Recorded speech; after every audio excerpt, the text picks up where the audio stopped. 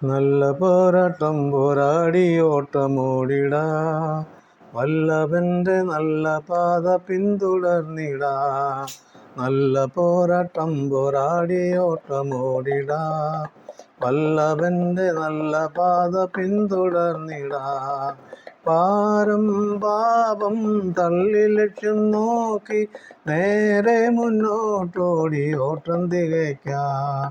പാരം പാപം തള്ളി ലക്ഷ്യം നോക്കി നേരെ മുന്നോട്ടോടി ഓട്ടം തികയ്ക്കാം.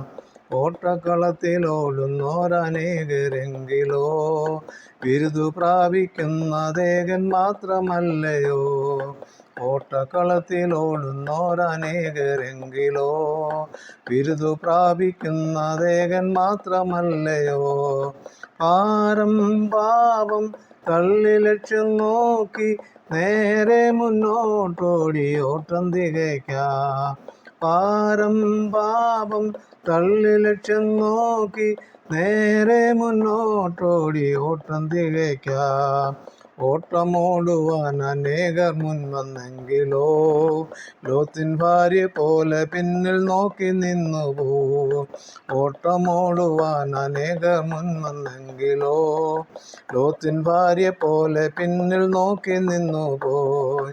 പാരം പാപം തള്ളി ലക്ഷ്യം നോക്കി നേരെ മുന്നോട്ടോടി ഓട്ടം തികയ്ക്കാം.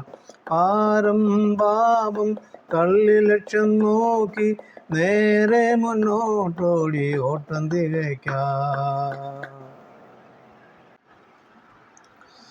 ദൈവത്തിൻ്റെ നാമം മായപ്പെടുമാറാകട്ടെ. പ്രഭാതസമയത്ത് ദൈവത്തിൻ്റെ വചനമായിട്ട് വീണ്ടും എടുത്ത് വരുവാൻ ദൈവം തന്ന വിലപ്പെട്ട അവസരത്തെ വർദ്ധിച്ച് സ്തുതിക്കുന്നു.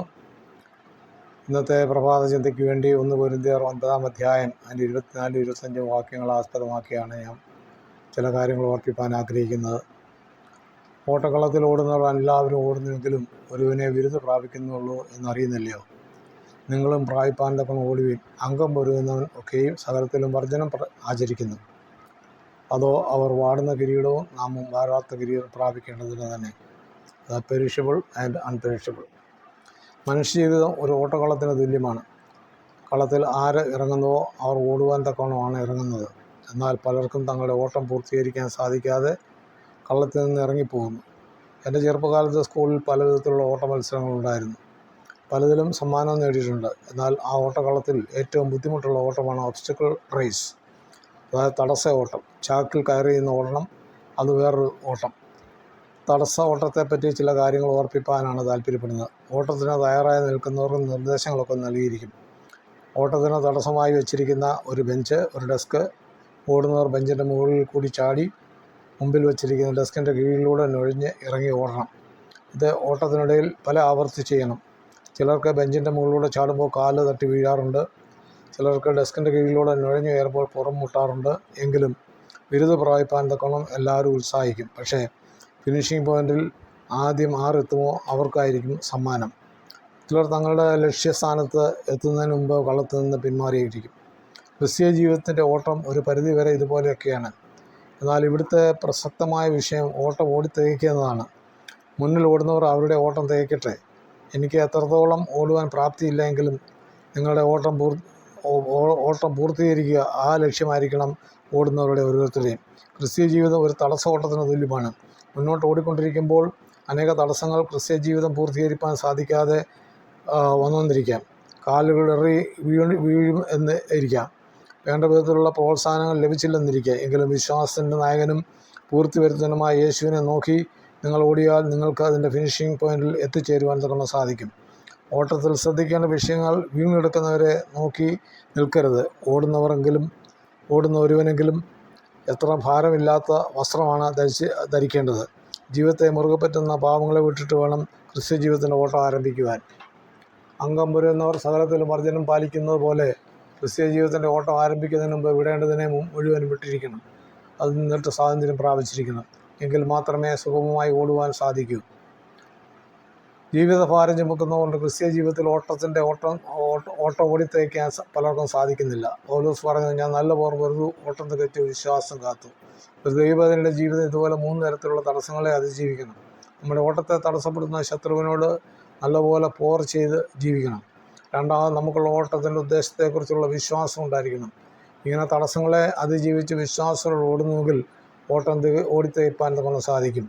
ഇനി ഓട്ടം ഓടിത്തേക്കാൻ സാധിക്കാതെ പോയ ചിലരെ പറ്റി പരാമർശിക്കട്ടെ. പൗലോസിൻ്റെ കപ്പൽ യാത്ര പോലെ ആരംഭം നല്ല സുഖകരമായിരുന്നു. പിന്നത്തേതിൽ കപ്പലിനെ തകർത്ത് കളയത്തക്കവണ്ണം ഈശാനമൂലന കൊടുങ്കാറ്റ് ആഞ്ഞു വീശി കപ്പൽ തകർന്നു. എന്നാൽ യാത്രയിലുണ്ടാകുന്ന വിപത്തുകളെ തിരിച്ചറിഞ്ഞ പൗലോസ് വിശ്വാസത്തോടെ നിലനിന്നതിനാൽ തനിക്ക് പിന്നത്തേതിൽ പറവാൻ ഇടയായി ഓട്ടം തികച്ചുവെന്ന്. പൗലോസിനൊപ്പം ഓട്ടം ഓടുവാൻ ഇറങ്ങിത്തിരിച്ച ദേമാസ് തൻ്റെ പൂർത്തിയാകാത്ത ഓട്ടക്കളത്തിൽ നിന്ന് വ്യതിചലിച്ചു പോയി. നശിച്ചു പോകുന്ന കിരീടങ്ങൾക്ക് വേണ്ടിയുള്ള ഓട്ടമായിരുന്നു. യേശുവിൻ്റെ ശിഷ്യന്മാരോടൊപ്പം ഓടുവാൻ ഇറങ്ങിത്തിരിച്ച യൂദാസ് താനും ലക്ഷ്യസ്ഥാനത്ത് എത്തിച്ചേരുവാൻ സാധിക്കാതെ, പിശാചിനോട് പൊരുതി നിൽക്കാൻ സാധിക്കാതെ ജീവിതം നശിപ്പിച്ചു. ലോത്തിൻ്റെ ഭാര്യ നോക്കിയാൽ അതുപോലെ തന്നെയാണ്. ജീവരക്ഷയ്ക്കായി ഓടിക്കോ എന്ന് പറഞ്ഞപ്പോൾ ആ ഓട്ടം ഓടുന്നതിനിടയിൽ ദൈവത്തിൻ്റെ വാക്കുകളെ അനുസരിക്കാതെ പുറകോട്ട് നോക്കിയതിനാൽ താൻ ഇന്നും ഉപ്പുകളായിട്ട് ലോകത്തിൻ്റെ ശ്രദ്ധയെ പൊടിച്ചു പറ്റി അവിടെ നിൽക്കുന്നതായിട്ട് കാണാൻ സാധിക്കുന്നുണ്ട്. പ്രിയ ശ്രോതാക്കളെ, നിങ്ങളുടെ ജീവിതയാത്രയിൽ ഓടിത്തേക്കാൻ ഇനിയും ദൂരമുണ്ട്.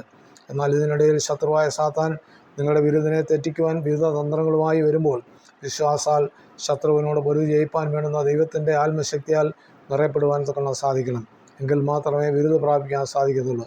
എത്ര പ്രതിസന്ധികളുണ്ടായാലും ഓട്ടക്കളത്തിൽ നിന്ന് പിന്മാറാതെ ഫിനിഷിംഗ് പോയിന്റിൽ എത്തിച്ചേരണം എന്നുള്ള വിഷയം കൊണ്ട് ആത്മബലം ഏറ്റെടുത്ത് മുന്നോട്ട് ഓട്ടം ഓടിത്തേക്കാം.